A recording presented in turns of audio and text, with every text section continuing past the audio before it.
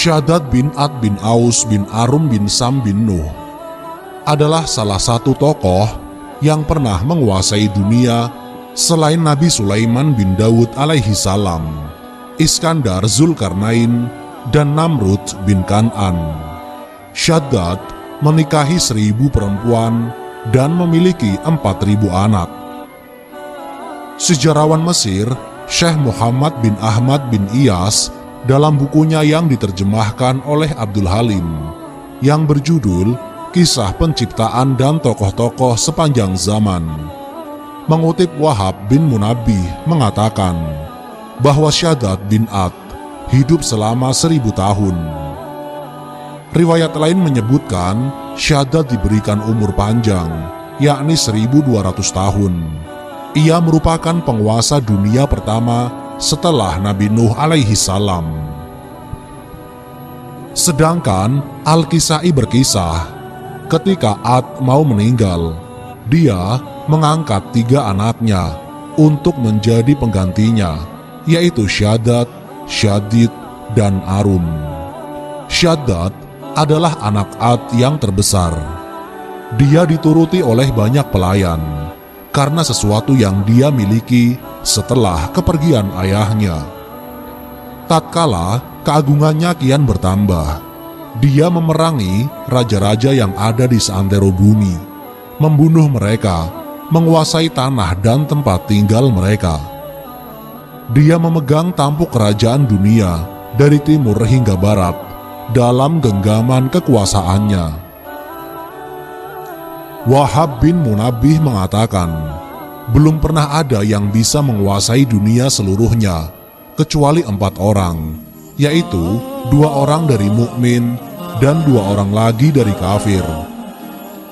Dari yang mukmin adalah Sulaiman bin Daud alaihi salam dan Iskandar Zulkarnain, sementara yang kafir adalah Shaddad bin Ad dan Namrud bin Kan'an.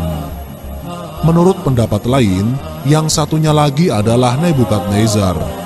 Allah sajalah yang lebih mengetahui kebenaran yang sesungguhnya. Membangun surga dunia. Al-Kisai mengatakan bahwa Shaddad bin Ad dahulunya adalah orang yang sangat tertarik membaca kitab-kitab terdahulu yang telah diturunkan kepada para nabi.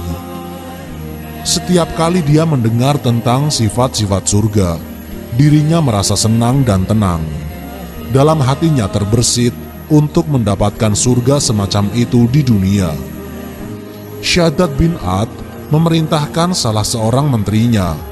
Dia memiliki 1.000 menteri untuk mengumpulkan orang-orang pintar dan para arsitek untuknya dan menyuruh mereka untuk mencarikan tanah yang luas, udaranya yang baik, dan banyak sungai dan pepohonannya untuk membangun surga yang besar untuknya.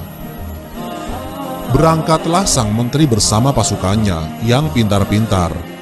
Mereka berangkat menyusuri pelosok bumi. Tatkala mereka sampai ke daerah Aden yang ada di pinggiran Yaman, di sana mereka menemukan tanah yang cocok dengan kriteria yang diinginkan Shaddad bin Ad. Mereka kembali kepada Shaddad bin Ad, melaporkan tentang tanah tersebut. Setelah mendapatkan laporan tentang tanah tersebut, Shaddad bin Ad, mereka merampungkan pembuatan pagar kota itu. Mulailah di tengah-tengahnya mereka bangun gedung yang bahannya hanya terbuat dari emas dan perak. Untuk bangunan itu, tiang-tiangnya mereka buat dari zabarzut hijau dan yakut merah. Gedung itu mereka percantik dengan pepohonan yang terbuat dari mutiara, yakut, permata, dan sungai yang mengalir.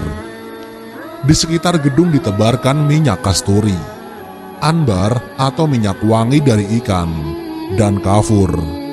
Semua itu mereka bangun dengan kreasi yang menakjubkan dan sempurna, yang tidak akan ditemukan bandingannya di dunia ini.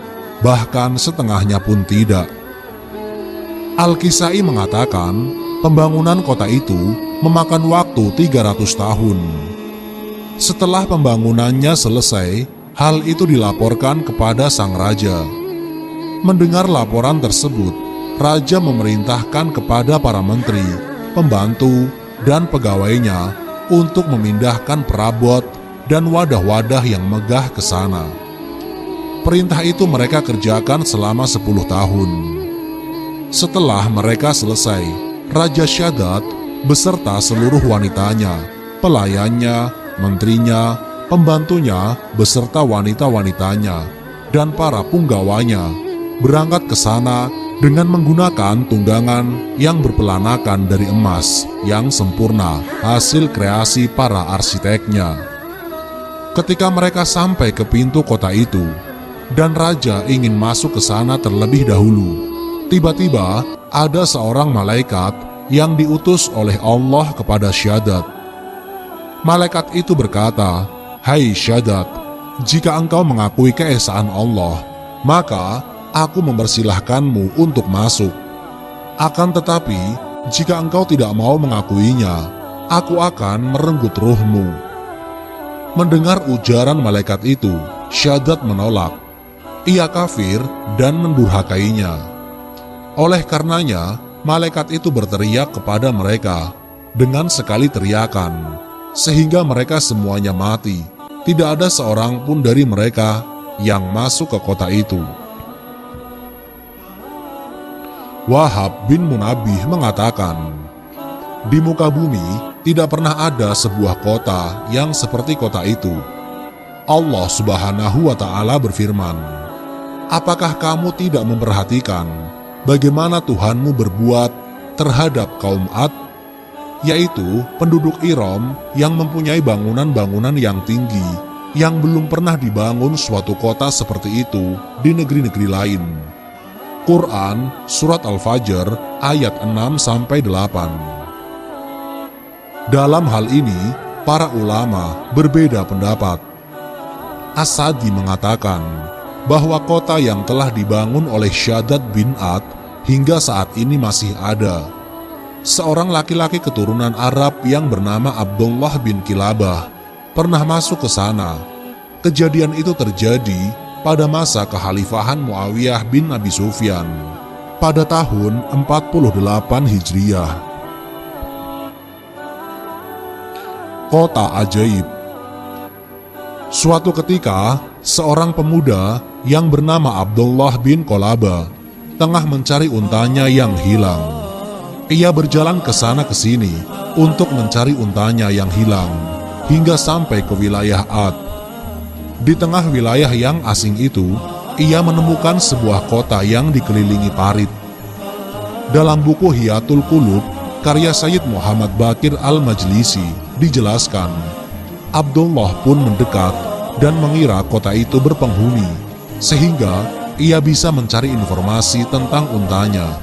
Namun, setelah mendekat, ia tidak berjumpa dengan siapapun yang hendak ke kota itu. Kemudian, sampailah Abdullah di gerbang kota itu. Ia turun dari unta betinanya dan menambatkan hewan itu. Abdullah kemudian mengeluarkan pedang dari sarungnya dan berjalan memasuki kota. Ia melihat dua gerbang lagi yang jauh lebih tinggi dibandingkan yang pernah ditemui siapapun. Gerbang itu terbuat dari kayu dupa dan bertahtakan batu rubi berwarna kuning dan merah yang memancarkan sinar ke area sekitarnya. Melihat pemandangan ini, ia terpesona. Dibukanya pintu dan ia masuk. Ternyata ia menemukan sebuah kota lagi yang sama berkilau dan sama indahnya dengan kota pertama. Ia melihat sejumlah istana di dalamnya yang dibangun dengan pilar-pilar bertahtakan zamrud dan rubi. Semua istana memiliki jendela dan semuanya tersusun dari emas, perak, mutiara, rubi dan zamrud. Gerbang istana ini pun serupa dengan gerbang di kota sebelumnya yang terbuat dari kayu dupa bertahtakan rubi. Lantai istana bertaburkan mutiara. Menjelaskan, Hisham bin Sa'ad berkata, "Aku melihat batu di Alexandria yang berterakan tulisan, Tulisan itu berbunyi, "Aku adalah Syadad putra Ad.